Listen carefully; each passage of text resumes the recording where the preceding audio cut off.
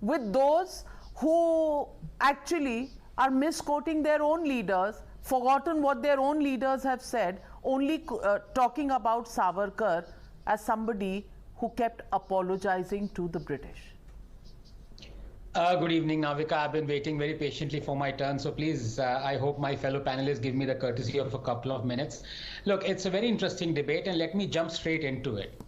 Adding Savarkar in the syllabus is welcome, but removing Iqbal from textbooks is not. Include Iqbal, then describe in detail his bigotry and rampant jihadism. We don't want our next generation to not know about Iqbal, Navika. We want our next generation to know the truth about Iqbal.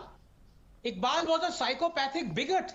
Praising him is like praising Aurangzeb's poetry, forgetting his bigotry. It was Iqbal who said, ISIS style, quote, I am a pan-Islamist.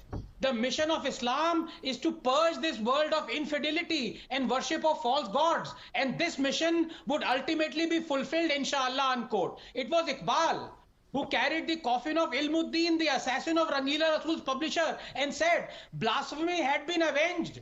It was Iqbal who said, Muslim women should not be given more than religious education. It was the same Iqbal who was in reality the son of a Kashmiri Pandit Ratan Lal, who was given a choice, convert or die. Naturally, Iqbal began hating Hindus, wanted to purge polytheism. To eulogize him is to be as psychopathic as Iqbal himself. Navika, distorted histories leave wounds that both medicine and time cannot heal, and very few have been distorted more than Savarkar's. It is high time truth about him was taught instead of the only thing that is taught, his so-called apology. And talking of apologies, Motilal Nehru had to plead and grovel before the Viceroy to get his son Jawaharlal off Nabha jail, as he couldn't stand the harshness of it. Savarkar was in solitary for 6 months.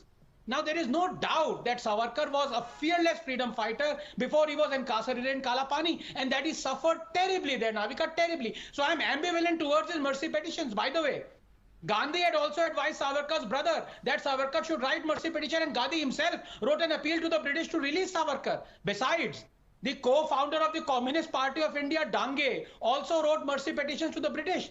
Bismil and Ashfaqullah Khan also wrote mercy petitions. Yes, once released, Savarkar did ask Indians to join the British Army, but then so did Mahatma Gandhi.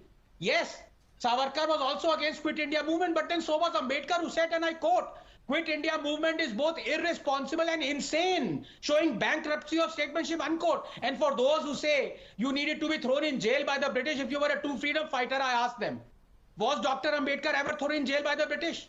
There is also a fact that Savarkar was a bold social reformer, and unlike Gandhi, was vociferously against caste system. Also, his views on Islam are astonishingly similar to the views of Ambedkar. And we don't call Ambedkar an Islamophobe, do we, Navika? Just 10 seconds.